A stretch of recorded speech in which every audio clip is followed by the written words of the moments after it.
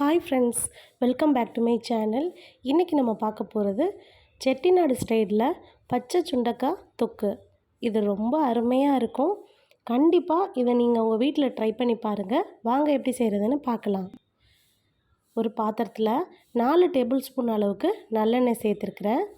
எண்ணெய் காஞ்சதும் இதில் 1 டீஸ்பூன் வெந்தயம், அரை டீஸ்பூன் கடுகு உளுந்தம்பருப்பு, 1/4 டீஸ்பூன் சோம்பு இதை நல்லா பொரிய விட்டுக்கலாம். எண்ணெய் வந்துட்டு இதுக்கு கொஞ்சம் ஜாஸ்தியாக தான் விடணும். அது ஏன் அப்படிங்கிறத பின்னாடி சொல்கிறேன். 12 சின்ன வெங்காயத்தை நறுக்கிட்டு இதில் சேர்த்துக்கலாம். சின்ன வெங்காயம் தான் இதுக்கு ரொம்ப டேஸ்ட்டாக இருக்கும். வெங்காயம் ரொம்ப நேரம் வதங்கணும்னு அவசியம் இல்லை. நல்லா சாஃப்டாகிற வரைக்கும் வதக்கி எடுத்துக்கலாம்.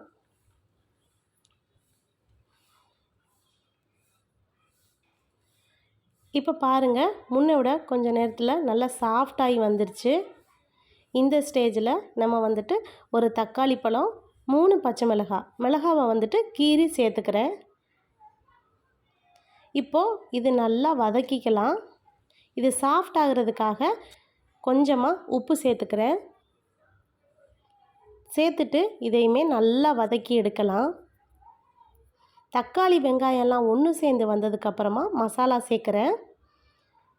1லேருந்து 1.5 ஸ்பூன் அளவுக்கு மிளகாத்தூள், அரை ஸ்பூன் அளவுக்கு மஞ்சள் தூள், 1 ஸ்பூன் தனியாத்தூள்.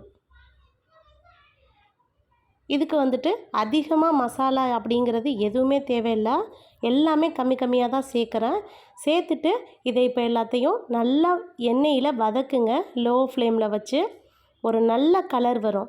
பார்த்திங்களா? இந்த ஸ்டேஜில் 200 கிராம் அளவுக்கு பச்சை சுண்டக்காய் எடுத்துருக்கிறேன்.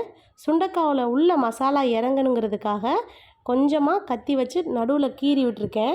இந்த மாதிரி கீறிட்டோம் அப்படின்னா மசாலா நல்லா இறங்கி நல்ல வாசனையாக சாப்பிட்றதுக்கு நல்லாயிருக்கும். இப்போது இதை 1 நிமிஷத்துலேருந்து 2 நிமிஷம் வரைக்கும் நல்லா வதக்குங்க. வதக்கிட்டு இந்த பாருங்கள், எண்ணெய் மேலே திரிஞ்சு வருது. இந்த அளவுக்கு வதக்குனதுக்கு அப்புறமா நம்ம இதில் தண்ணி சேர்த்துக்கலாம். சேர்த்துட்டு இதை 3 நிமிஷம் அளவுக்கு மூடி போட்டு நல்லா கொதிக்க விட்டுருங்க. நல்லா கொதித்து கலர் சேஞ்ச் ஆகி வரும். நல்லா கொதிச்சிச்சு அப்படின்னா நமக்கு வாசனையே செம்மையாக இருக்கும். இது வந்துட்டு சுடு சாதத்துக்கு, தயிர் சாதத்துக்கு எல்லாத்துக்குமே ரொம்ப அட்டகாசமாக இருக்குங்க. கண்டிப்பாக ட்ரை பண்ணுங்கள். இப்போ பாருங்கள், நல்லா கொதிச்சிருச்சு, எண்ணெயும் திரிஞ்சு வந்துருச்சு. புளி வந்துட்டு ஒரு எலுமிச்சை சைஸ் அளவுக்கு புளியை கரைச்சிட்டு இதில் சேர்த்துக்கிறேன். சேர்த்துட்டு பச்சை வாசம் போகிற அளவுக்கு நல்லா கொதிக்க விடுங்க. புளி வந்துட்டு அந்த வாசம் எல்லாம் போயிட்டு நல்லா கொதி வரணும். அது வரைக்கும் நல்லா மூடி வச்சு நம்ம வெயிட் பண்ணலாம். இப்போ புளியுமே வாசனை போயிடுச்சு. 1.5 ஸ்பூன் அளவுக்கு சாம்பார் மிளகாய்த்தூள் இருக்குல்ல, சாதாரண சாம்பார் பொடி, இதை வந்துட்டு இதில் சேர்க்குறேன். இதாங்க இதுக்கு ஹைலைட்டு. ரொம்ப நல்லாயிருக்கும். இப்போது நல்லா கலந்து விட்டுக்கலாம். கலந்து விட்டதுக்கப்புறமா கொஞ்சமாக பெருங்காயத்தூளும் சேர்த்துக்கிறேன். இதுவும் வாசனையாக இருக்கும். சேர்த்துட்டு நல்லா கலந்து விட்டுக்கலாம். இது நல்லா கெட்டியாகி கலர் சேஞ்ச் ஆகி வரும். இன்னுமே கொஞ்சம் கெட்டியாகணும். எண்ணெய் நல்லா விட்டத எண்ணெயெல்லாம் மேலே திரிஞ்சு வரணும். அது வரைக்கும் வெயிட் பண்ணிக்கலாம். இப்போது அரை ஸ்பூன் அளவுக்கு வெல்லம் பொடி இருக்குல்ல, இது சேர்த்துக்கிறேன். இது சேர்க்கும்போது நமக்கு நல்ல கலர் கிடைக்கும். அந்த எண்ணெயெல்லாம் மேலே திரிஞ்சு வரும். அந்த உப்பு, புளிப்பு, காரம், இனிப்பு இது 4மே செம்மையாக இருக்குங்க. கண்டிப்பாக ட்ரை பண்ணி பாருங்கள்.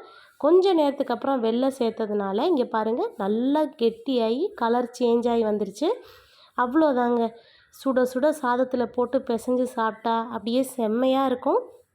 கண்டிப்பாக நீங்கள் ட்ரை பண்ணி பாருங்கள். இந்த வீடியோ உங்கள் எல்லாருக்கும் பிடிச்சிருக்கும் அப்படின்னு நினைக்கிறேன். சுண்டைக்காய் பொதுவாக வயிறு பிரச்சனை எல்லாத்துக்குமே ரொம்ப நல்லது. மறக்காமல் கிடச்சதுன்னா ட்ரை பண்ணி பாருங்கள். இந்த வீடியோ பிடிச்சிருந்தா மறக்காமல் கமெண்ட் பாக்ஸில் கமெண்ட்ஸை போஸ்ட் பண்ணுங்கள். இவ்வளோ நேரம் பொறுமையாக இருந்து பார்த்ததுக்கு ரொம்ப நன்றி. பாய்.